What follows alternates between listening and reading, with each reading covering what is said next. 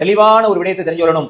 இந்த சினிமா என்பது ஹராம், இசை ஹராம், ஆடல் பாடல் ஹராம், அந்நிய பெண்கள் ஆடுகின்றவற்றை பார்ப்பது ஹராம், கூடாது சகோதரிகளே.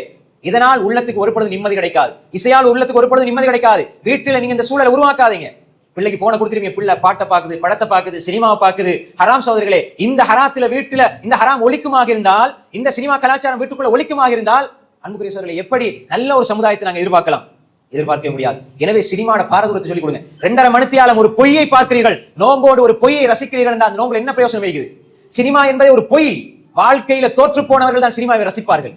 திரையில நல்லா நடிப்பாரு, அவர் வாழ்க்கை கொடுப்பாரு, 10 பேர் நல்ல தர்மம் எல்லாம் செய்வாரு. ஆனா அவரோட உண்மையான லைஃப் எடுத்து பார்த்தா 2 கல்யாணம் முடிச்சு 2 டிவோர்ஸ் இருக்கும். அவர் வாழவே தெரியாது, லைஃபே தெரியாது. ஆனா சினிமாவில பொய். ஆனா இதை பார்த்து இவர் தான் என் ஹீரோங்குவாரு. அவனுக்கு எப்படி ஒன்று இருக்கிறேனே தெரியாது, என்ன ஹீரோங்குவான். நடிகளை சொல்லுமா இல்லையா?